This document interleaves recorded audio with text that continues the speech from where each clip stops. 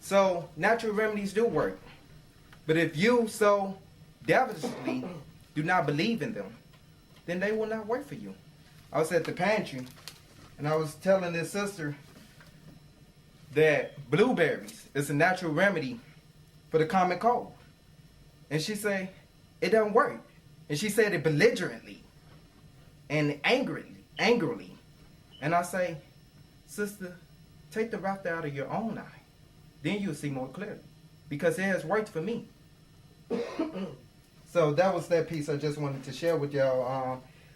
Yesterday, I felt like I was going to have a cold.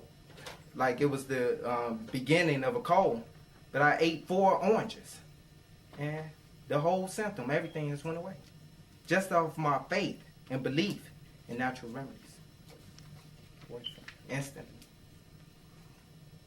Keep going, brother. All right. Now this piece that I wanted to do tonight is called White Supremacy. I prepared this a few weeks ago, and fortunate to have the opportunity. White Supremacy reads, unnecessary rebels, contemporary devils. Just if we be helpful, white supremacy everywhere on every level. See, we talk about knowledge of God and self. Well, when will we see an American evolution? Forget a revolution when just a tiny contribution will help our people in Africa. Food shortages. But all we're concerned about is stop plunging at what George Bush did or didn't do. We need to be establishing portages for our own travel to help our distant brothers and sisters colonialized and exploited, thinking we're depressed because of their monopoly. If we but forget about their economy, put our little money together, we could do better for ourselves and other black supremacists around the world. Working in the matrix, hurting in their hospitals, dying in their slave ships, hoping a new president will make swift a change. But how can one change not merely for his people, but for all whose minds are feeble, the mentally lethal, while simultaneously jurisdiction conditioned and working amongst the evil? What is that but white supremacy? Hurting, irking, jerking, working, slaving in love with the matrix and these feeble, evil people so unbelievably late lurking in front of our places of employment, that place that is supposed to be avoided as much as possible. Yet we think it's fun to have obstacles like jobs they offer you. Nation building talking about we're conscious, but not knowing anything about our 5-year-old 22-pound nephew named Miguel. In Africa, food on our every shelf, but the American family solution is take care of yourself. How's that nation building? How is that consciousness? Self-righteous capitalists and exploiters, teaching, preaching, leeching, while allegedly reaching out to our people. To what people? People who already got. Rappers that vote, hope, even though they do dope and pot, smoke rocks, but have enough money to do the same for you in his or her own mansion or crib. And not justifying homelessness or the circumstance that got the homeless in that position. But did Brother Minister open up his household to 2,000 poor people, or 100 rappers that could have did the same for him? Or me and you and his or her own mansion the crib. You say, well, at least he did something. True. So how much more shame on you, the condemner who has the gumption to know the truth, but you aren't even trying. Dying working while others are dying hungry and thirsty and wish they had at least a quarter to buy a bunch of bananas on sale at Food for Less. You who have $2 in your pocket and cannot spare a quarter for your hungry brothers, how's that righteousness? You rather go get a job that pays $10 per hour or more, and there's more Europeans, more white people surrounding you than people that grew up in your neighborhood. How is that consciousness any more than it is white supremacy? But you say those so-called homeless just want drugs. Well, unfortunately, but importantly, at least they were drugged out of slavery. But you who can't even distinguish a drug dealer from a thug killer slave willingly. And if black people work less than white people, so more blacks are doing anything else from drug dealing to nation building, but mostly whites work. You who condemn the Europeans based on your self-proclaimed knowledge of God and self, simultaneously you slave for them while your brother is a pimp, your cousin is a thug, your sister is a prostitute on drugs. Hopelessly, you work daily with $200 in their bank account. Knowingly, you pass by your brothers daily, but condemn them when there's more of them in the hood than are at your gig. What more are you about, you self-proclaimed conscious brothers and sisters, than white supremacy? Self-subjected to pimpery, at their offices daily building diabetes, dying of beating, slaving limitlessly because telemarketers sit down all day. Yet you can't even pay rent, slaving in day pants 11 and 12 hours a day, but you work too much for Medicaid, barely able to get public aid, so conscious but unconscious that you're about to die in a couple of days. How is that not white supremacy?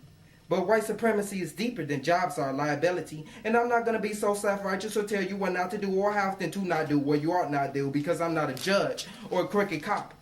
But how many clothes are you going to buy? You have 2-3 closet worth of clothes and shoes and you've been stocking up for the last 2-3 years. You should be investing in houses by now if you just much work. How much land do you own? Why are you still buying food? Did not you know to buy means to get it, buy? So buying is not the only way to own food. You should be growing food by now. Self-proclaimed conscious people building clubs and organizations. But if you have your own clubs, builders, and organizations, then why every Friday or Saturday when I'm preaching to or feeding the people do I see you at the white man's club talking about Sally is a good bartender? But I asked several other lawyers who passed their bar exam, how was their bar exit exam? And they say, well, thank you for your concern. I passed, but the bar was difficult. So what are you talking about? Sally, I mean Rachel, I mean Matt, I mean Bill, I mean it's a good bartender. I thought the bar was difficult. Well, was it difficult or tender? And if you pass your bar, why are you still at the white man's bar? That's white supremacy. You got your own bar now since you passed your bar exit exam, but you still enter their bars. What kind of example are you to those others in the bars that can't even spell bar? What did you go to the white man's school for? Taking past your bar exit exam, but you still go to the white man's bar. You just wasted all of your time. Gave the white man your last dime, got your free lunch ticket, but you still slaving. You should have your own bar by now, being a systematic, enigmatic, diplomatic lawyer for your people to help them get out of the matrix too. But you rather go work right from the white man's school, get your free lunch ticket, then go work for the white man, and then party in club with him for the white man at his bar on the weekends. That's white supremacy. We need to be more divine, but instead we're designed, confined, intertwined. Our abilities long ago resigned when it hasn't ever even resided, just waiting to be presided. Willing, ready, thirsty, hoping, praying, slaving, masons, eager to participate wholeheartedly in what the white man once made. Now he's our God. So money motivated for money, we even say we are the white man's creations, and the world is his nation, turning on the news daily, anxiously awaiting the white man's proclamation. That's white supremacy. Anything he says or say do, we ready to improvise or make do. That's white supremacy. Subject is subliminally, unconsciously victimized by his pimpery, suits and bow ties religiously, dressed in prom attire to church every weekend, worshiping Jesus in the devil's imagery. No wonder we're limited beings, not knowing that even democracy is white supremacy. Because more whites still vote, more whites still save and hope for their plans to work and form of the new world order. You're the majority. But because you're subject to his superiority by way of your matrix Willie Lynch mentally unconscious inferiority, you believe you're a minority. So if he's the majority and democracy is majority rules, then how is democracy not white supremacy? But you vote for a black Democrat because you fear lack, not knowing Barack is not really going to help blacks. He's just a black face on imperialism amongst 1,000 times more whites who are evil. And he's registered with their national clandestine service. No wonder the Ku Klux Klan was destined to get him.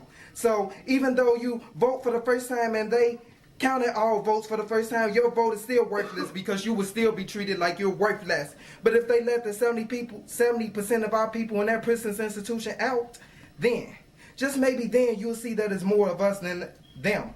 Even our land will be black. But you're in lack and you're a minority because you're down for white supremacy. Subjected subliminally, Willie Lynch killing our brothers, hating on one another criminally, impulsive conditionally, slaving intentionally, limited mentally, misguided parentally, self-subject to his pimpery imagery and democracy willingly, treading his ground limblessly. And I could go on breaking down white supremacy. But I'd rather not. Because I'm sick and tired of white supremacy. I'm sick and tired of white supremacy. Dear God Almighty, I'm sick and tired of white supremacy. What's up? That's that piece, man. That piece right there.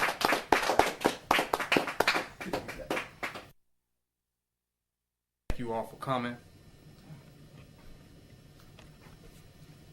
to this divine engagement.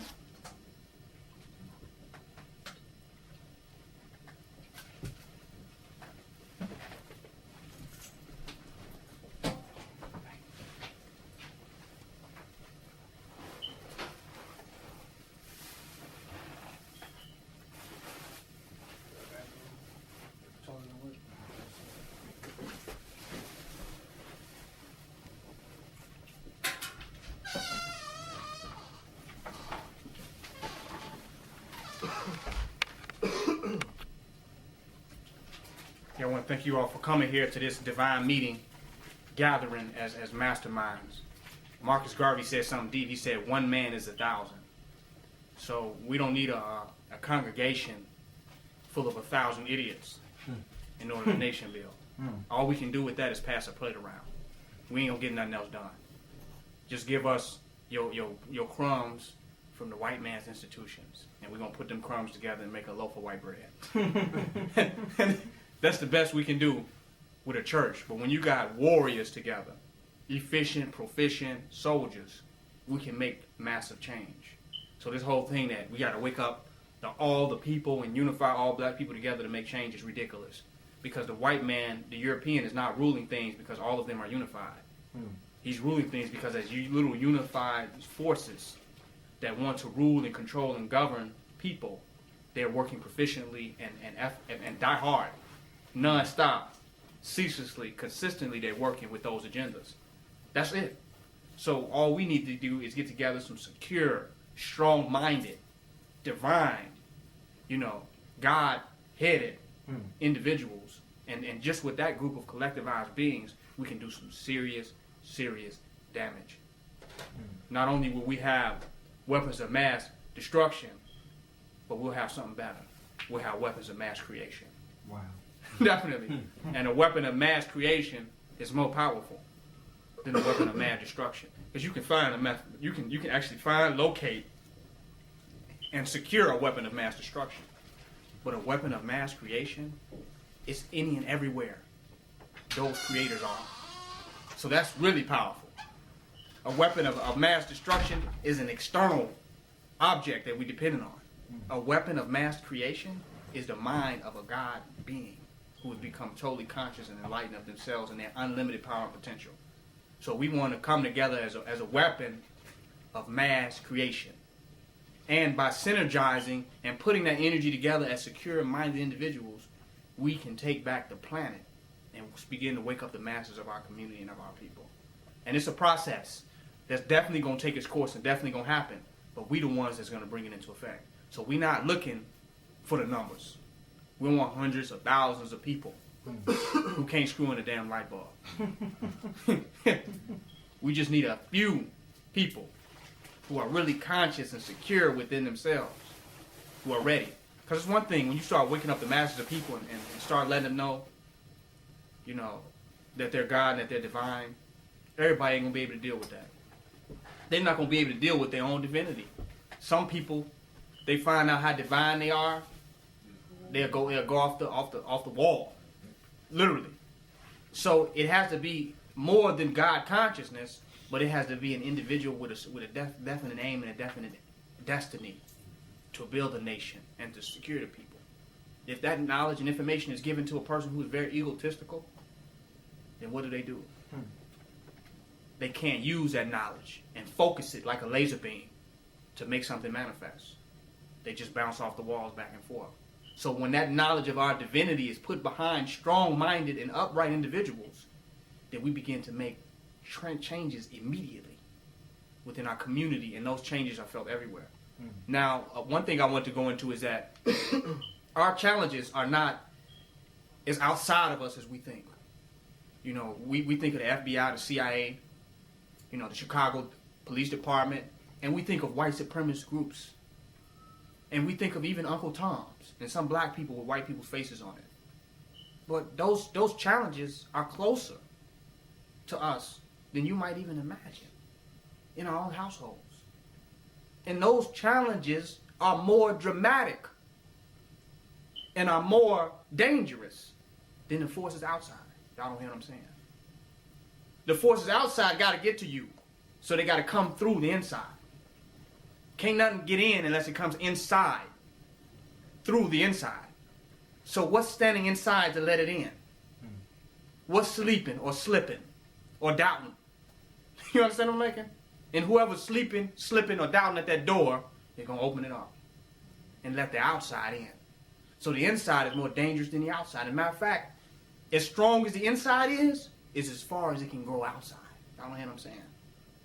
If the inside is weak, it ain't going to reach too far outside because it'll get destroyed before it even begin to expand. It will be killed right at the door.